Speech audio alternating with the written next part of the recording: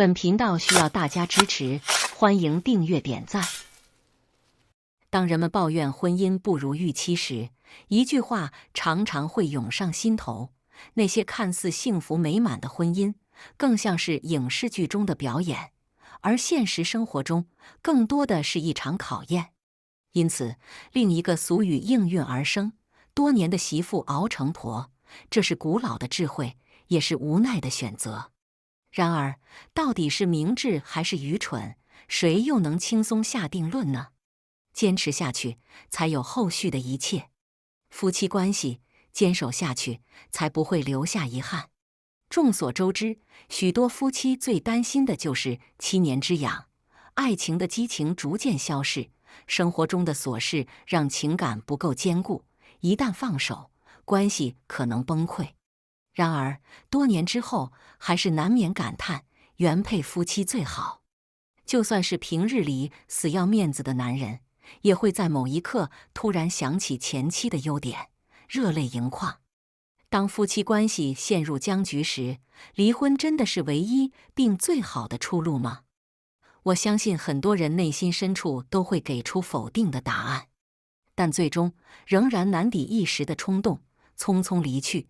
当时或许感到解脱，直至再次陷入爱情，再次步入婚姻，再次失望，才意识到生活似乎走着同一个轨迹。如果自己不做出任何改变，即使嫁给另一个人，命运仍然相似。也许当夫妻关系出现问题时，不应该只是争吵谁对谁错，而应该反思自己，从这段婚姻中吸取经验教训，提升自己。当然，这需要双方的努力。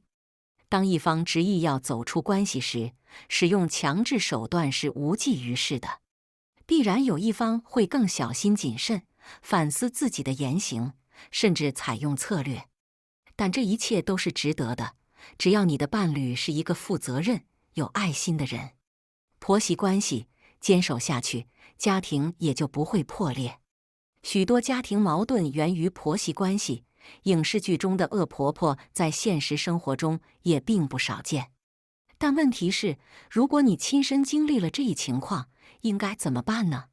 即使是最有能力的人，也可能束手无策，最终只能接受现实。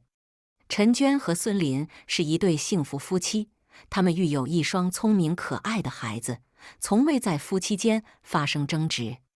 尽管陈娟是一个坚决的女性，但为了不让丈夫感到为难，她同意让自己的大姑家一直住在他们的家中，当然还有公公婆婆。这是一幢有4间卧室和2个客厅的房子，大姑子还有一个比陈娟的儿子大1岁的女儿。陈娟说，唯一的秘诀就是忍耐。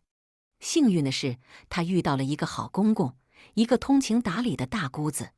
例如，公公每天为全家做饭，不需要陈娟动手。大姑子经常担任调解人的角色。每当婆婆无理取闹时，她会毫不犹豫地指责自己的母亲，站在陈娟一边。然而，婆婆仍然占据至高无上的地位，似乎所有事情都在她的掌控之下。大姑家终于购置了新房，搬了出去，还把她的父母接了过去。陈娟从未如此高兴，她不再介意自己承担一切家务，照顾2个孩子，因为每当婆婆不在家时，她的心情都好得多。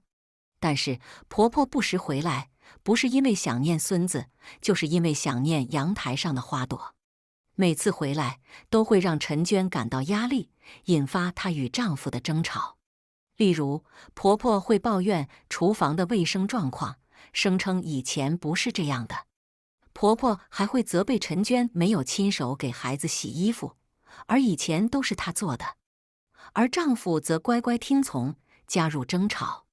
陈娟说，她没有想到，这才是真正开始的婆婆和媳妇相处之道。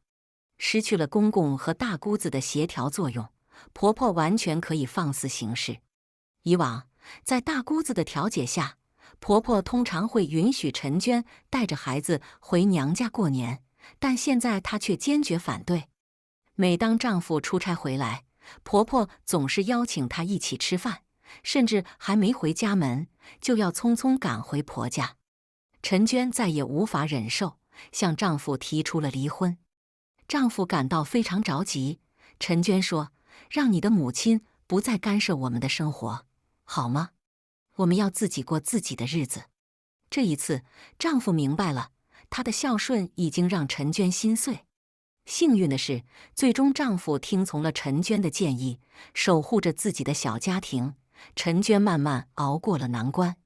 亲子关系坚守下去，才会拥有幸福的未来。